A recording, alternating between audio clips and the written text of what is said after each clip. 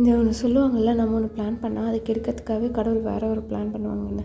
அதுதாங்க எங்கள் வேலண்டைன்ஸ் டேயில் நடந்தது. வேலண்டைன்ஸ் டேக்கு முன்னாடி நாள் நைட்டே வந்துட்டு நான் என் ஹஸ்பண்டுக்கு கொடுக்க வேண்டிய கிஃப்ட்ஸ் எல்லாம் இந்த மாதிரி வந்து டெக்கரேட் பண்ணி அழகாக வச்சு அவர்கிட்ட கொடுத்தேன். வேலண்டைன்ஸ் டே அன்றைக்கி காலையில் வந்துட்டு பார்த்தா என் பொண்ணுக்கு ஃபீவர். நாங்கள் அன்றைக்கி ஈவினிங் வந்துட்டு டின்னர் டேட் போகலாம் அப்படின்னு சொல்லிட்டு நாங்கள் பிளான் பண்ணியிருந்தோம். ஈவினிங் என்னமோ அவள் க்யூர் ஆகிட்டே இருந்தாலும் என்னமோ அவளை வந்து வெளியே எடுத்துகிட்டு போய் எங்களுக்கு வந்து மனசு வரல. ஸோ நாங்கள் வந்துட்டு வீட்லேயே வந்துட்டு இதை செலிப்ரேட் பண்ணலாம் அப்படின்னு முடிவு பண்ணிட்டோம். இதை மட்டும் வெளியிலேருந்து ஆர்டர் பண்ணிட்டு மீதெல்லாம் வீட்லேயே நான் வந்து டெக்கரேட் பண்ண ஆரம்பித்தேன். இது கிளாஸ் ஜார் வந்துட்டு 5 இயர்ஸ்க்கு முன்னாடி நான் வந்து செஞ்சது தான். இதோட வீடியோ வந்துட்டு நம்ம சேனலில் போட்டிருக்கேன். நான் இந்த ஃப்ளாரும் 3 இயர்ஸ் முன்னாடி பண்ணியிருக்கேன்.